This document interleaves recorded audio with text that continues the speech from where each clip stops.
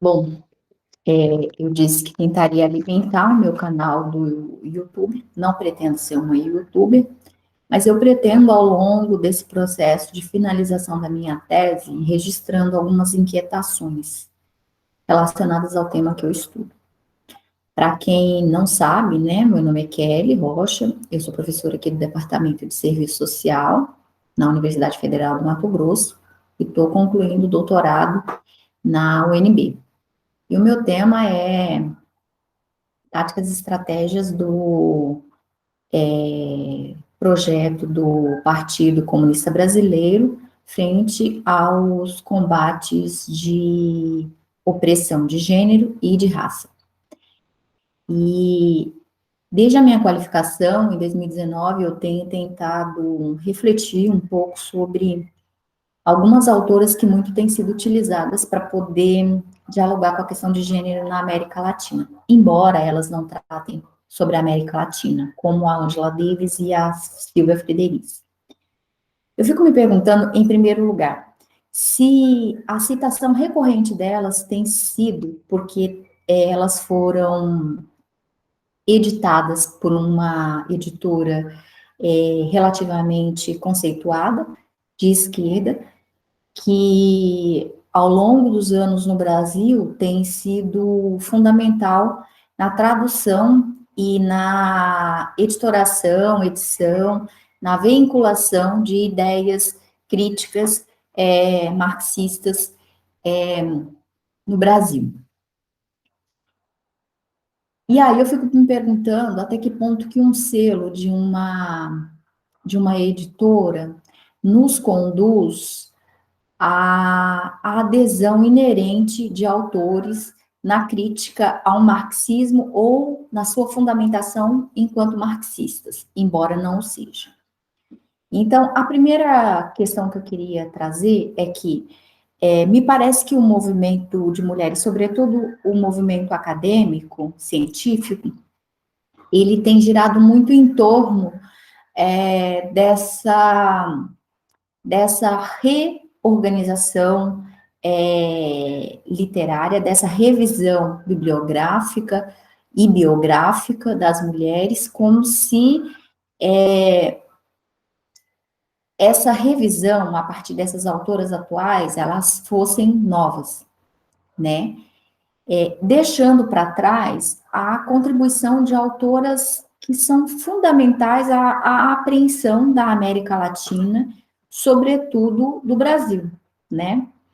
Então, uma das primeiras autoras, antropólogas que nós brasileiras temos esquecido e não trazido para reflexão, que não é marxista, mas que traz uma perspectiva tal qual a Silvia Frederici sobre a questão da perseguição à mulher, ao que é a mulher e a relação com o cuidado, com a curanderia, com a manutenção ou conhecimento sobre a saúde, a manipulação das ervas, uma incipiência de medicina, digamos assim, e de controle da sua reprodução e sexualidade, que é a Rosemary Muraro, né? A Rosemary Muraro foi uma grande antropóloga que, durante as décadas de 60, 70 e 80, produziu diversos livros que ainda hoje precisam ser lidos, né? O último livro que eu li dela foi A Mulher no Terceiro Milênio. E aí ela fala sobre essa relação da mulher com a natureza e, ao mesmo tempo, do capitalismo e a perspectiva ecológica, e, ao mesmo tempo, ela coloca as críticas e os limites desse naturalismo, digamos assim, desse essencialismo entre a relação da mulher, a reprodução social, a produção social e a reprodução biológica, né? Minha trilha sonora são os galos, adoro. E uma segunda autora, que não é brasileira, mas que também já trazia aí várias discussões relacionadas à divisão sexual do trabalho, é a Margaret Mitchell, nesse livro Macho e Fêmea, né? Então, é um livrinho antigo, bem antigo mesmo, esse daqui, ele inclusive está um pouquinho mofado, né? Eu ganhei do meu irmão. Ele foi editado em 1971, né? Então, ali no último trimestre, na verdade, do século XX. Mas ele traz questões fundamentais, né, querido? Já no sumário, a gente vai ver aqui a discussão de casamento, de produção da mulher dentro do lar, da cultura, da divisão social, dos papéis de gênero, enfim. E a última autora, que é uma autora brasileira e muito, muito marginalizada, muito pouco utilizada, é a Eliette Saffioti. A Eliette Saffioti as pessoas conhecem geralmente Gênero, Patriarcado e Violência, que é um livro da Perseu Abramo, né, editado pela Perseu Abramo, que é um livro, assim, quase que desculpem, gente, manualístico, né? Mas é um livro que fala da relação categorial do patriarcado dentro do contexto da sociedade capitalista moderna, sobretudo contemporânea ao final do século passado, né? Mas esse não é o principal livro dela, não é a principal obra dela. A Renata Gonçalves tem feito um trabalho maravilhoso de organizar a produção teórica e científica da Eliette Saffioti. Então, tem vários materiais que não foram publicados, né? Vários capítulos, artigos, resenhas, comentários, manuscritos, tem várias coisas dela que o povo ainda não conhece. Fora esse livro, o segundo livro que as pessoas mais conhecem é O Poder do Macho, né? Que é um livro também fundamental, também da Perseu Abramo. Recentemente, a Expressão Popular reeditou Mito e Realidade, a Mulher na Sociedade de Classe, que é a tese dela, que é fundamental. É um livro, assim, que articula as categorias gênero, patriarcado, raça, patrimonialismo, coronelismo, racismo, de uma forma brilhante, né? O que nos faria entender que as apreensões de Angela Davis e de Silvia Frederici, embora sejam importantes de serem lidas, não contribuem muito teoricamente. E aí tem uma coisa que eu preciso dizer enquanto pesquisadora, e eu pesquiso gênero faz 16 anos, né? Que tem uma diferença entre as teóricas que se debruçam a perquirir o objeto de análise, que é o gênero, e tem uma militância acadêmica que parte de uma condição fisiológica da mulher, em ser mulher, e achar que pode dialogar com as questões de gênero, porque ela está nessa condição. A produção científica e acadêmica, ela tem que ser pensada para além dessa relação. E embora, infelizmente, nós mulheres sejamos as que mais pesquisam sobre as relações de gênero, elas perpassam o mundo, né? Então, elas perpassam vários âmbitos da nossa vida, objetiva e subjetiva. Então, é importante que o sujeito pesquisador, ele não seja só eivado da condição, né? De ser mulher, de ser homem, de ser gay, de ser negro, de ser muçulmano, de ser judeu. A gente precisa perquirir os objetos de análise, não tomando como parâmetro a nossa experiência. E aí a minha crítica aos que aderem facilmente aos escritos de Angela Davis é o seguinte: ela é uma feminista, classista, comunista, atuou no movimento dos Panteras Negras, fortemente nos Estados Unidos, e por isso deve ser respeitada sem nenhum questionamento. Tem uma história ilibata de contribuição para o movimento de mulheres, no sentido da praxis, entre o que se diz e o que se faz. Agora, os escritos de Angela Davis não são em si escritos teóricos que possibilitam a apreensão metodológica ou que sigam um método de apreensão da realidade para nos apresentar mediações possíveis e cabíveis para análise da realidade.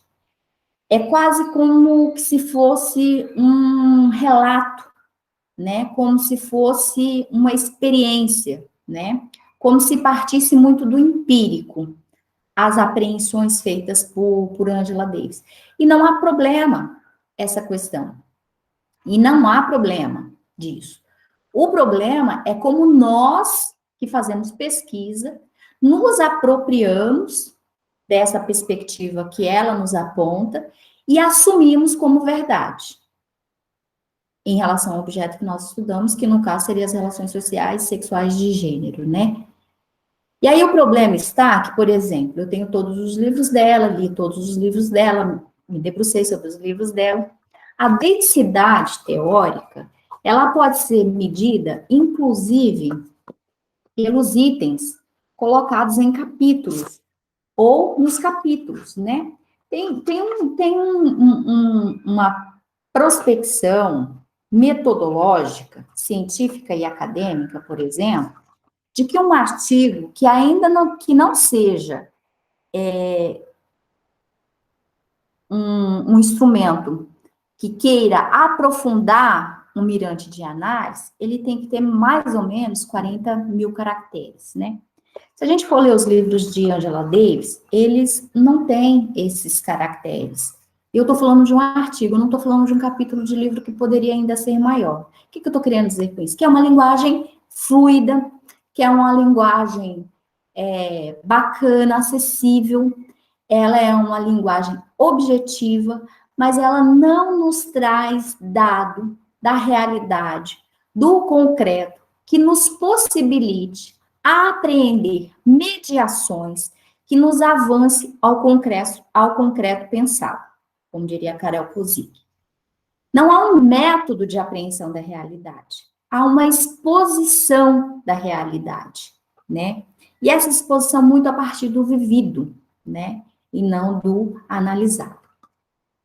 A mesma crítica eu faço a Silvia Frederici, né? Que já se disse, primeiro, que não é uma marxista, e que utiliza de forma superficial os escritos de Marx para fazer crítica a ele. E aí, eu concordo muito com o site Lavra Palavra, porque ele vai, por meio de um artigo de Jordi Deano, traduzido pela Débora Cunha, apontar os limites, né, dos escritos da Silvia Frederici. Então, a primeira delas é de que ela se opõe organicamente ao meu celular tá tocando e vai ficar tocando, tá? Então, vocês vão ter essa trilha sonora também. Eu esqueci de colocar no silencioso, tá? Citando música do Lu Borges.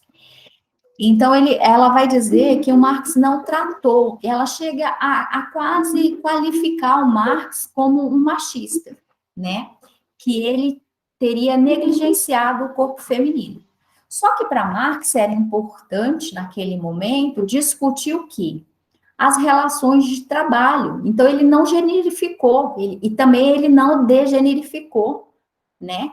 Ele utilizou a linguagem gramatical possível para o momento, que era uma linguagem, inclusive, degenerificada. Mas o método de apreensão que ele utiliza, que é o materialista histórico dialético, e ele avança na perspectiva hegeliana, é de mostrar como os trabalhadores envolvidos ali no processo de revolução industrial estavam sofrendo expropriações e expoliações, né? Então, isso é extremamente importante. Ela também negligencia as contribuições do Engels e do Marx na origem da propriedade privada do Estado da família, né?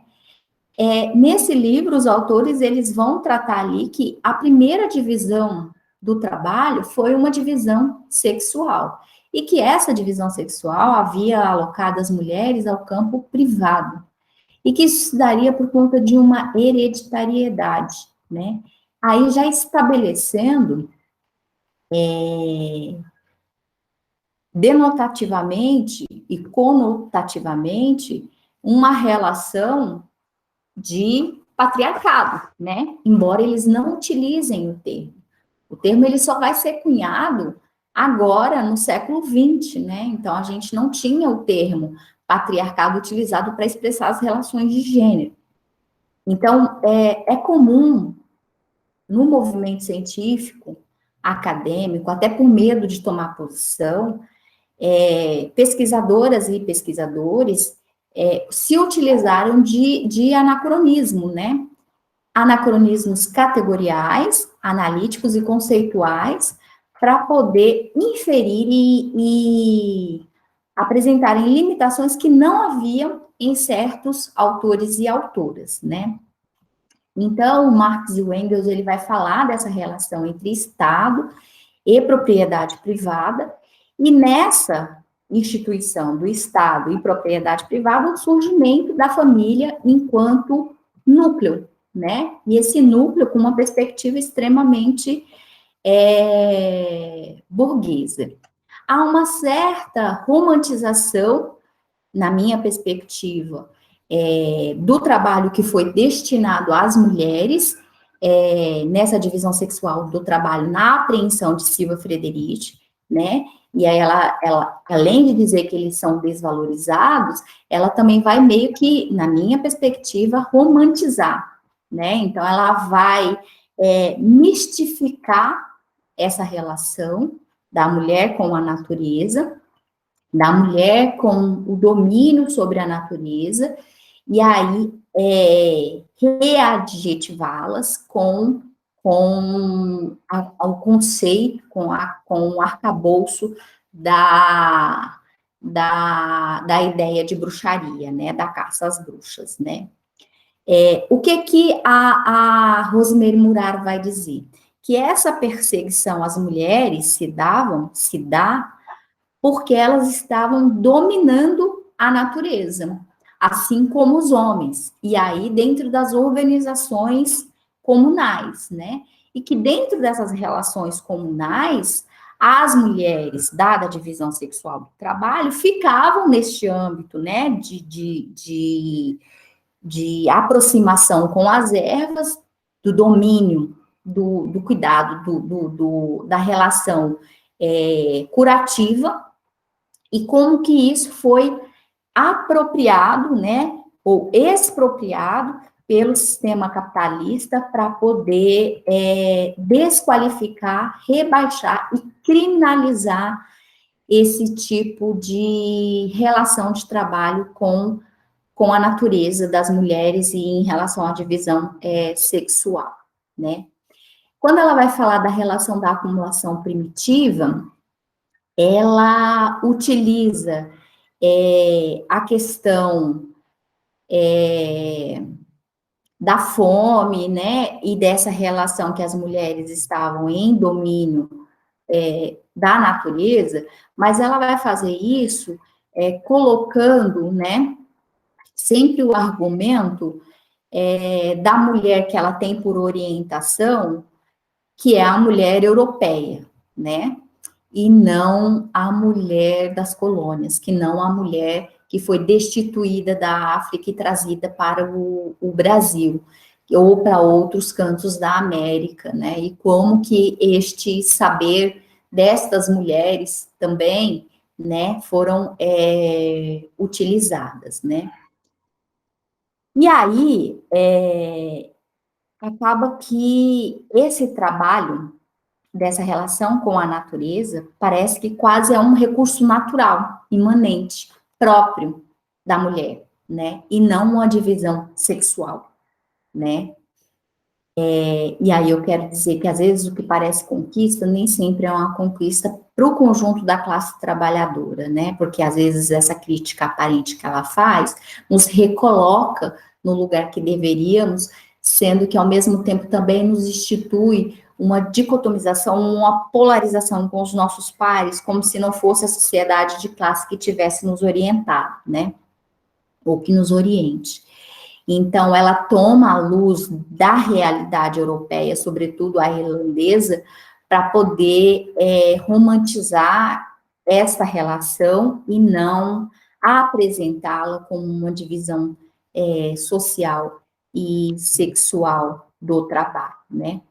E aí, quando ela tem uma relação com a América Latina, com o Caribe, ela vai ter uma relação muito, como eu disse, romântica, né? Ela vai olhar para as mulheres caribenhas nesse processo de divisão sexual do trabalho,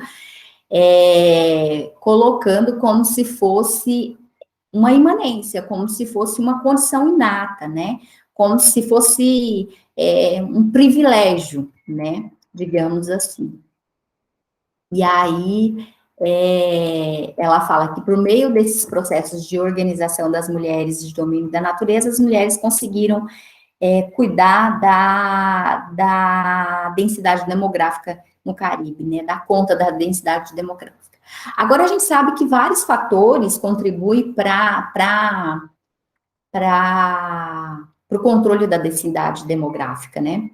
Entre eles, a própria violência que estão submetidas as mulheres nas questões relacionadas à sexualidade sexual, as condições estruturais, né, de fome, de violência, de acesso à saúde, à educação, aos bens sociais, socialmente produzidos pela classe trabalhadora, né? E aí ela não considera essas questões. Então, no Caliban e a Bruxa, né, ela vem com essa ideia de que o Marx não havia trabalhado a questão da acumulação primitiva com as mulheres, mas ela não consegue ser rigorosa, né, com a análise do trato do tempo, né, porque uma coisa é a Idade Média como um todo, outra coisa é a transição da Idade Média, né, ali do final do feudalismo para o capitalismo, que é o que trata Marx em específico, né. Então, acho que seria importante, né, que quando nós fôssemos lê-la, que nós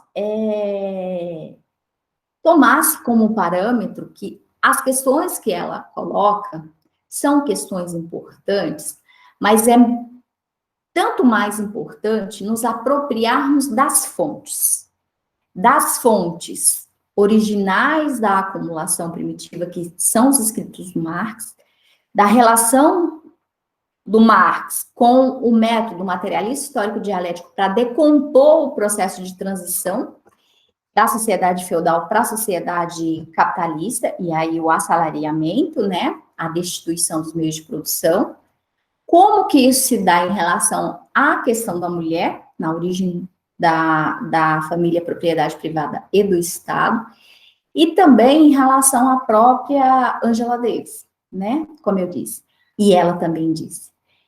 A fonte dela para escrever, atualmente, são as brasileiras, né?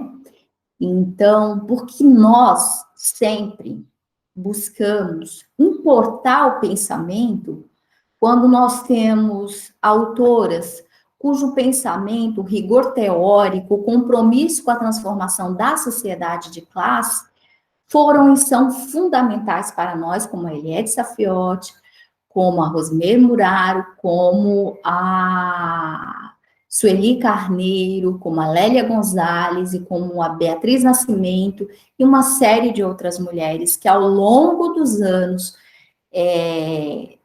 do século XX e o início do século XXI têm contribuído para nós. Então, a minha fala de hoje, ela vem nesse sentido. Depois eu vou trazer as contribuições do Clóvis Moura, da Sueli Carneiro e da Leila Gonzalez, para a gente pensar a questão do racismo. Eu trouxe as questões de gênero e por que a gente sempre importa o pensamento, tá bom? Digam aí para mim o que é que vocês pensam sobre isso. Desculpe se eu me alonguei e pela trilha sonora. Estou aprendendo isso daqui, tá? Beijo.